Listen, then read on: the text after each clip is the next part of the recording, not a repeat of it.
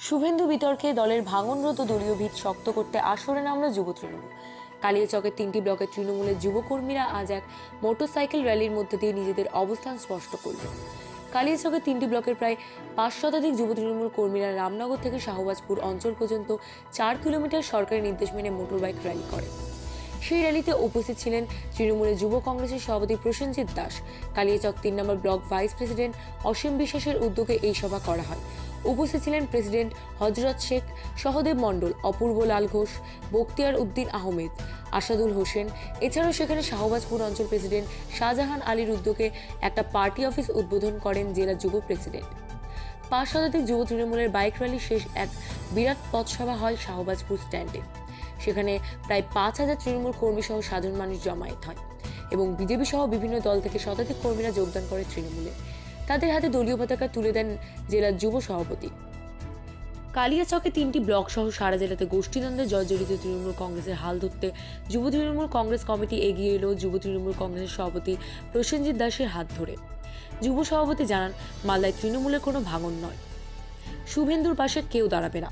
তৃণমূলের সমস্ত নেতা ও যুবকর্মীরা দিদির পাশে থেকে দিদির হাত শক্ত করবে। আজকের বাইক র্যালি সেই বার্তাই দিল। তৃণমূল যুব কংগ্রেস কালিয়াচক 3 নম্বর ব্লক ভাইস প্রেসিডেন্ট অসীম বিশ্বাস জানিয়েছেন, আমাদের এলাকায় সবাই দিদির পাশে আছে।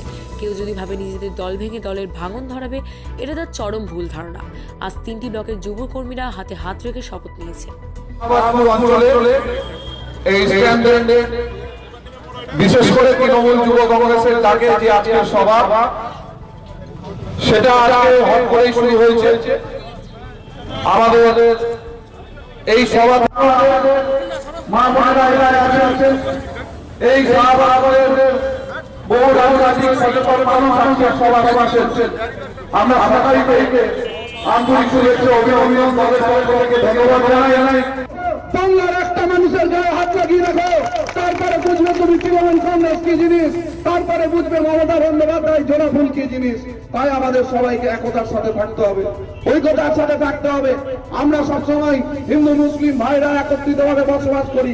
আর এই বিজেপি দল যারা আমাদের খাদ্য অন্ন বাসস্থান কেড়ে নেওয়ার চক্রান্ত করছে, তাদেরকে বাংলায় ঢুকতে দেওয়া যাবে না। বাংলায় একমাত্র মমতা বন্দ্যোপাধ্যায় প্রতিবাদ করেছিলেন যে আজকে এই বিজেপি নামক যে দল আজকে বহিরাগত বিভিন্ন লোকদেরকে নিয়ে এসে বাংলায় অস্থিরতা করার চেষ্টা করছে, বাংলার মানুষের উপর অত্যাচার করছে, তার বিরুদ্ধে আমাদের সবাইকে এক হতে হবে।